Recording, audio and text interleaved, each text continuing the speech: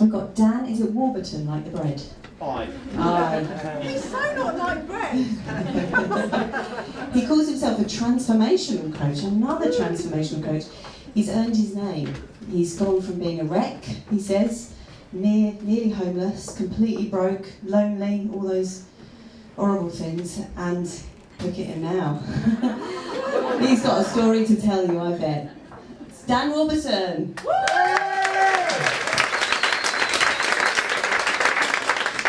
Thank you so much. That's quite a welcome to the stage, and incredible speakers.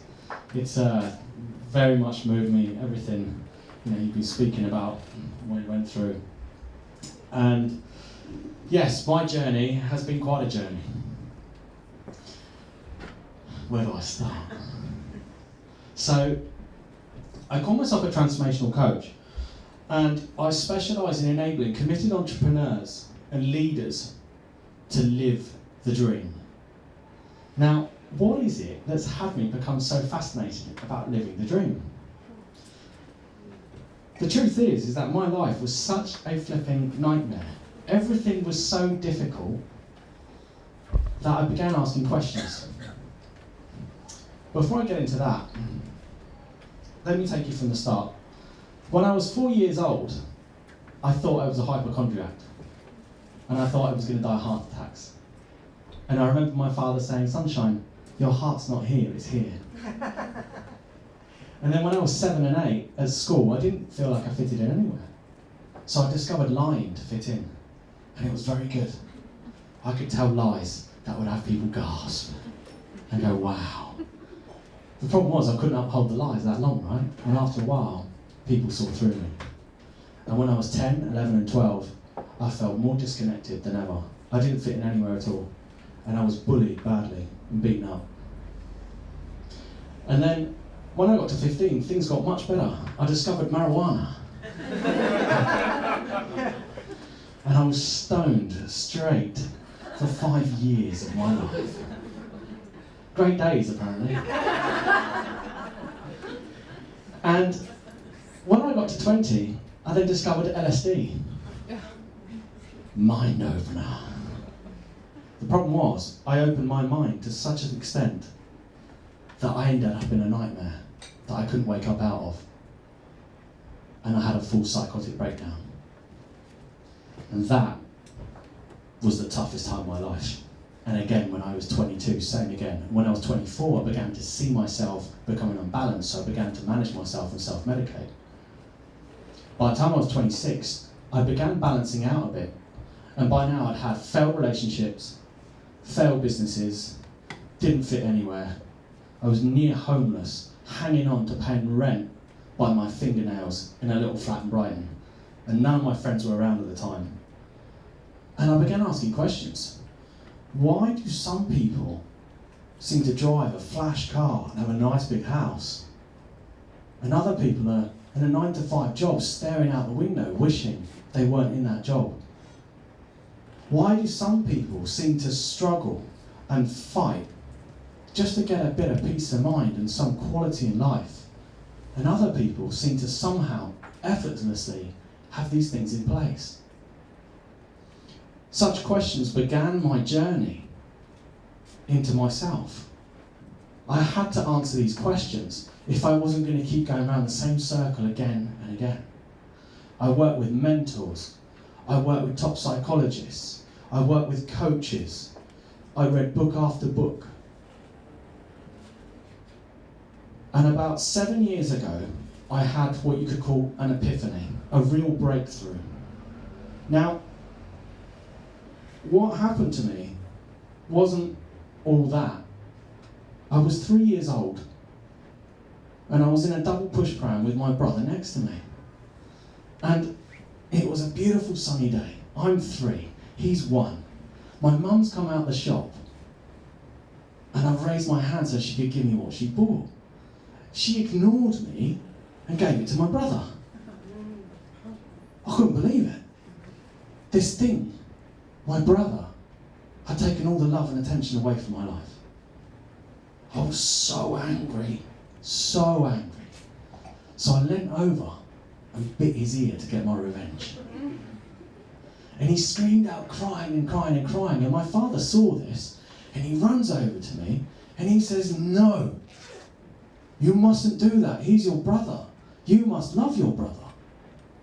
Now, he said it in a stern voice, but truthfully, he was just standing for the love between his children, right? But in that moment, at 3 years old, I got that I was thinking, I'm just not good enough. Nobody wants me. And that was what caused me to then have the roller coaster of a life that I'd had up until that point. It was interpreting one moment as what I am and what I am not, and then behaving as if it's true that only ever had me continually create situations and circumstances that prove to me that I am that. So now you might be wondering, well, where does this apply to me? Where could I have possibly had events and created a disempowering story about myself, something I now call my default survival state? It's the place I go to whenever I get challenged or things go wrong. Well, let me give you an insight to 2 clients that I've worked with over the last 2 years. First one called Kevin. He's totally happy with me giving his name. Now, he was a really committed entrepreneur. I mean, he'd really gone for it. He managed to buy 6 properties, 3 of which were houses of multiple occupancy. So this guy was doing all right financially. The problem was, he always wanted to travel across South America. I mean, he literally created the business so that he could have enough money and it would run itself so he could travel to South America. But somehow he could never get there. Constantly in his business, he was always running around feeling like he had so much to do. He either had to get a plumber in, or a decorator in, or there'd be noise complaints and someone moving out. It was just constant hassle that he felt he always had to pick up. So we began working together. And through applying a series of questions that enabled me to awaken to these interpretations I created for myself, I carried him through it, on what I call my transformational journey. He then distinguished an event when he was 7 years old. At 7 years old, his mum flew him back to India to meet the rest of his family for the first time. There he is in India, in this restaurant, and he says, "Mum, where's the toilet?" And she said, "Oh, this way, darling." So he follows her and she stops. And he says, "Mum, but where is the toilet?" And she says, "That is the toilet." And he said he was standing there in this room with these dividers down the wall without doors on the front, and people taking their turn in a hole in the ground. And at the age of 6, he hid behind his mum, and he remembered that in that moment he was thinking, I'm not safe. I'm not safe. So what had happened was that Kevin had actually created himself a career and a business that ensured he was going to be safe. Sure enough, he was safe. He always had money coming in. But of course, to be safe, he had to manage and control absolutely everything. And the more he managed and tried to control everything, the more he couldn't, and the more cumbersome and the more hard to manage it became. But once he saw that event and he saw what he made it mean, same as me in my moment, he then got to unlearn that interpretation of I'm not safe. And from that moment on, he began to be able to ask whole new questions. Instead of how am I going to be safe, which he didn't know he'd been asking his whole life, he began to ask, okay, what's it going to take for me to get to South America? Sure enough, he then took those actions. We put things in place. He systemised his business. And now all over Facebook, there's pictures of him having travelled across South America. I mean, he didn't just travel a bit of it. He went right off into the Amazon. And Mr. I'm Not Safe has now put a whole load of pictures up of having just climbed Mountain Kilimanjaro.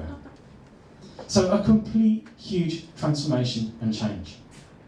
And again, somebody else I've worked with, I'll call them Mrs. Smith.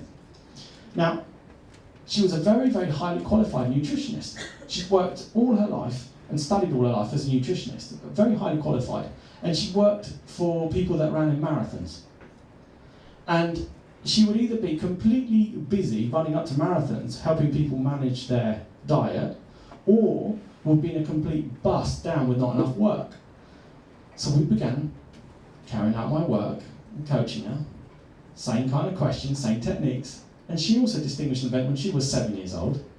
She was sat on her little single bed in her bedroom, with a sister next to her, and her and her sister could hear their parents arguing downstairs, and then slam, the back door goes. So she has a look out the window, and she sees her father walk up the garden path, slam the gate and walk off. And at that moment, she made it mean, I'm not important. So again, she got to see the event, she saw what she made it mean, and she didn't have to be that anymore. She then began announcing herself as a specialist in diabetes and hormone rebalancing and nutrition. And she began being it. Instead of being I'm not important, she began being this specialist in diabetes and hormone rebalancing. She went out to networking events, she told everyone, but as she was telling everyone, she was being it. Just completely being it. As a result, she handed in her resignation to where she worked at the time. Done. She then booked a trip to go to Burma within 6 months and said that by then, I'm going to have my business up and running, doing exactly what I want to do, the hours I want to do, and working for the kind of clients that I do. And that's exactly what she's doing now. She's now a specialist in diabetes and hormone rebalancing, and is now recognised so highly in the UK that she's teamed up with a whole load of other international specialists, and in 2018 is going to hold one of the biggest diabetes events ever held in the UK at the I360. So, to conclude this, what are my findings? Up until fairly recently, I thought it was the actual interpretation of these key events that caused us to form the greatest obstacles, that hold us back from really, initially, daring to dream the dream, daring to choose the dream, and daring to live the dream. But really, it's not the interpretation, because those interpretations are happening to me all the time. Before I got on stage, I was thinking, oh God, what am I going to speak about? Will they like me? Will I get it right? I'm going to, what if I get stuck? I don't think I can do this. So they were all interpretations of a moment. The difference was, I didn't allow them to dictate how I'm being. And the thing I've seen with all the people that become successful and dare to dream the dream, choose the dream, and live the dream, are those that are aware of their internal noise and just get up and do it anyway. So I'd like to leave you all with this tonight. Dare to dream the dream. Dare to choose the dream. And just go live the dream. Thank you.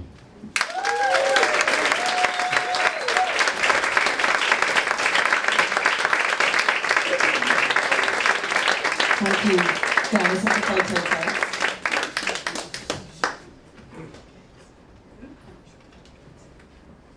That was superb. I really, really enjoyed your stories and the outcomes that they've had. I think it's so important that we do go for it and we do manage the mind, so to speak. So where can people find out about you? More importantly, I think we've decided we might have a little bit of coaching. Okay. As long as he does some discounts. Well, interestingly, you should say that. I love what I do so much that I literally give it away. If you're someone who's got a dream or a goal or ambition, or if you're at a crossroads in your life, or if you just know that you're playing so much smaller than you're really capable of, then just come and speak to me. I will happily give you away a 2-hour complimentary session, which is my transformational journey, which many people here in the room, I've got Liz is now, she's working with one of my clients, another Liz here has had one of these sessions, and close friends have experienced it. They have this one session, their life takes on a radical transformation.